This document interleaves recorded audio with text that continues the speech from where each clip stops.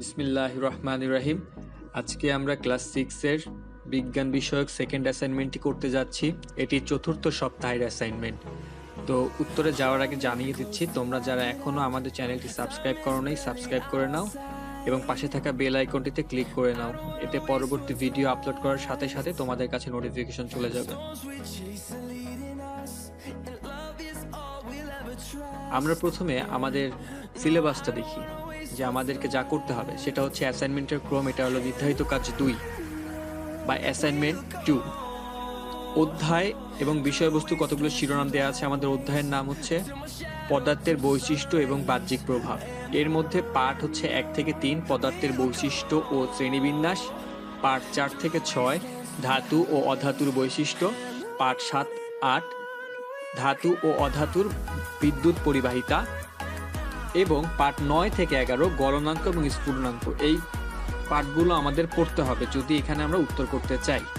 তো আমাদের বিষয়বস্তুর শিরোনাম কি হবে? আমাদের এই অ্যাসাইনমেন্টের শিরোনাম বা হেডলাইন হবে পদার্থের বৈশিষ্ট্য এবং বাহ্যিক প্রভাব। তো অ্যাসাইনমেন্টে একটা উদ্দীপক দেখা যাচ্ছে। উদ্দীপকের মধ্যে দুটা ছবি, একটা হচ্ছে তোমার মোমবাতি আর একটা হচ্ছে তোমার বরফ। প্রথম প্রশ্নটা হচ্ছে বিদ্যুৎ পরিবাহী ও অপরিবাহী পদার্থের নাম লিখো। কয়টি নাম লিখতে বলেছে এরকম কিছু বলে নাই। খ, বিদ্যুৎ পরিবহনে তামার তার ব্যবহারের কারণ কি? গ, উদ্দীপকের প্রথম চিত্রে মোম গলে পড়ার পরবর্তী অবস্থা ব্যাখ্যা করো। ঘ, চিত্রের পদার্থ দুটির গলনাঙ্ক ও হিমাঙ্ক কি একই? পাঠ্যপুস্তকের আলোকে বিশ্লেষণ করো। তো আমাদের মার্কস যেগুলোর উপর ভিত্তি করবে সেগুলো একটু বলে দেই। সেগুলো হচ্ছে যার নির্ভুল তথ্য দিবা এবং যুক্তিসম্মত ব্যাখ্যা প্রদান করতে পারলে নাম্বার পাবা। প্রশ্নের চাহিদা অনুযায়ী উত্তর প্রদানের সক্ষমতা, অর্থাৎ প্রশ্ন যা চেয়েছে তুমি তাই দিয়েছো, এটার উপর তোমার দক্ষতা যাচাই করা হবে। এবং প্রশ্নের অনুধাবন ক্ষমতা, এটার মানে বোঝাচ্ছে হচ্ছে তুমি প্রশ্নটা ঠিকমতো বুঝতে পেরেছো কিনা। দেন হচ্ছে বলছে বিষয়বস্তুর গভীরতা। বিষয়বস্তুর গভীরতা হচ্ছে এমন একটা কনসেপ্ট, তুমি যে কনসেপ্টটা তোমাকে যে কোয়েশ্চেন করছে সেই কোয়েশ্চেনটা তোমার বই থেকে তোমার তুলে ধরার ক্ষমতা আছে কিনা। এবং প্রয়োগ ক্ষমতা বলতে বোঝানো হচ্ছে তুমি যা ওইটা পড়েছো, পড়ার পরে খাতার মধ্যে ওইটা সুন্দরভাবে ফুটিয়ে তুলতে পারছো কিনা এইটা। তো আমাদের উত্তর শুরু করা যাক।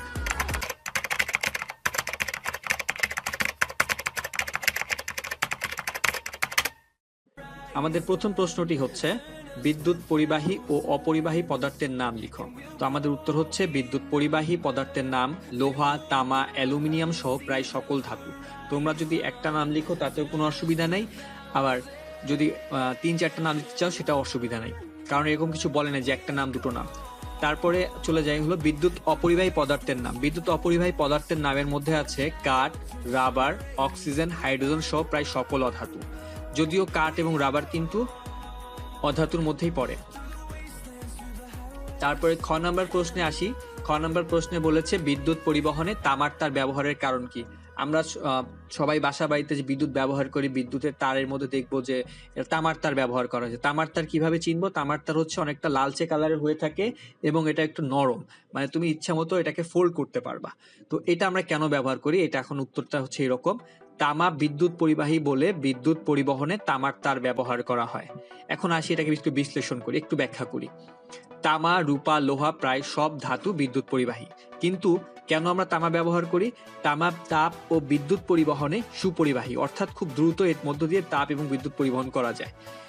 দ্যাটস ওয়াই আমরা, অর্থাৎ তামার তৈরি তার বিদ্যুৎ পরিবহনের ক্ষমতা খুবই বেশি, তাই বিদ্যুৎ পরিবহনে তামার তার ব্যবহার করা হয়। তো এটা একটা নমুনা উত্তর। তোমরা চাইলে এর সাথে আরো কিছু 2-1টা কথা লিখে যোগ করে তারপর উত্তর করতে পারো।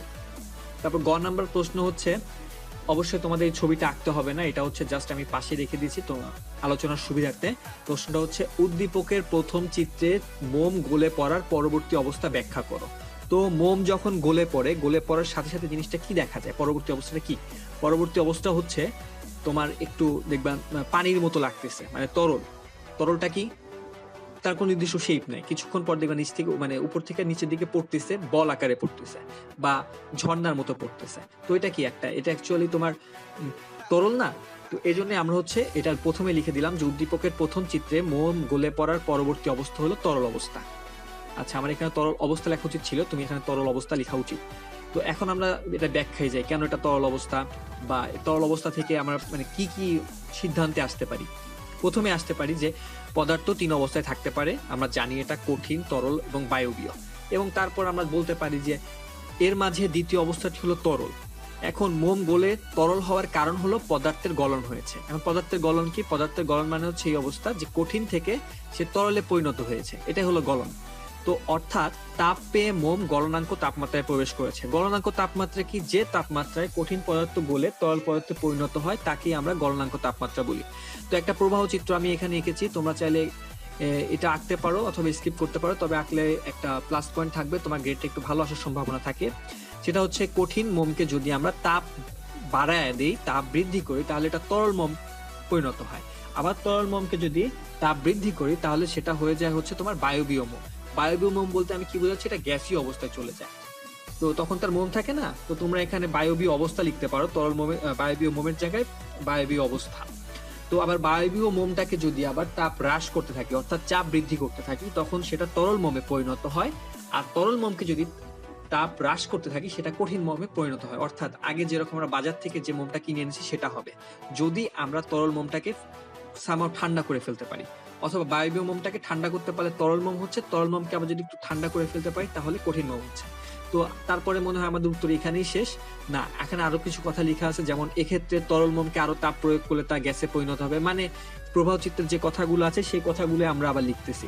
আবার গলে পড়ার পরবর্তী মুহূর্তে তাপ হ্রাস করে তা পুনরায় কঠিন মোমে পরিণত হবে।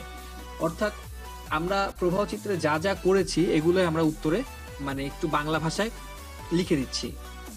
দেন ঘ নাম্বার প্রশ্নে আসি। ঘ নাম্বার প্রশ্নে বলেছে চিত্রের পদার্থ দুটির গলনাঙ্ক ও হিমাঙ্ক কি একই? পাঠ্যপুস্তকের আলোকে বিশ্লেষণ করো। তো পাঠ্যপুস্তকের এটা পেজ নাম্বার আমরা কত ভুলে গেছি, পেজ নাম্বারে এটা দেওয়া আছে গলনাঙ্ক হিমাঙ্ক এগুলো কি। তো আমি ওখান থেকে হেল্প নিয়েছি। এই ছবিটা তো তোমার অবশ্যই আঁকতে হবে না, ছবিটা আমি তোমার আলোচনার সুবিধার্থে এখানে নিয়ে এসেছি। যে আমি এখন আমার উত্তরটা হচ্ছে এরকম, হ্যাঁ চিত্রের পদার্থ দুটির গলনাঙ্ক ও হিমাঙ্ক একই। কেন একই? এখন আমরা প্রথমেই জানবো গলনাঙ্ক কি, হিমাঙ্ক কি। আমরা জানি যে তাপমাত্রায় কোনো কঠিন পদার্থ তরলে পরিণত হয় সেই তাপমাত্রাকে ওই পদার্থের গলনাঙ্ক বলে। তো এখন এখানে আমরা দুটো পদার্থ সম্পর্কে জেনেছি, একটা হচ্ছে মোম আর একটা হচ্ছে বরফ। তো এই দুটো সম্পর্কে একটু আলোচনা করি। উদ্দীপকের চিত্রের প্রথম পদার্থ হলো মোম। আমরা জানি কঠিন মোম 57 ডিগ্রি সেলসিয়াস তাপমাত্রায় গলে তরলে পরিণত হয়, তাহলে আমরা বলতে পারি যে হ্যাঁ মোমের গলনাঙ্ক তো 57 ডিগ্রি সেলসিয়াস। ওকে, এখানে একটু মাথায় মনে রাখলাম। তারপরে বরফেরটাই চলে যায়। আর উদ্দীপকের দ্বিতীয় চিত্রটি হচ্ছে বরফ।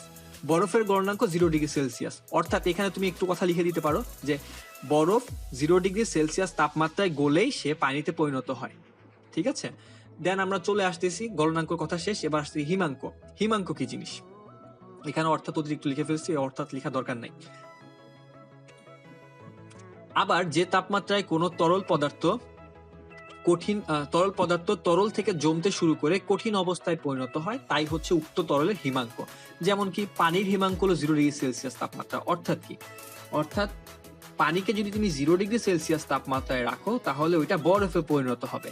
আবার দেখো কিছুক্ষণ আগে পড়লাম যে বরফকে যদি 0 ডিগ্রি সেলসিয়াস তাপমাত্রায় রাখি তাহলে সেটা পানিতে পরিণত হবে। তাহলে এইটাই হচ্ছে তোমার হিমাঙ্ক। তাহলে আমি বলতে পারি পানির হিমাঙ্ক তাপমাত্রাও যা, তোমার গলন তাপমাত্রাও সেম।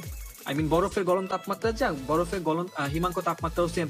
তাহলে আমরা লিখতে পারি যে এই তাপমাত্রায় পানি জমে, এবং অর্থাৎ বরফের গলনাঙ্ক 0 ডিগ্রি সেলসিয়াস এবং হিমাঙ্ক 0 ডিগ্রি সেলসিয়াস।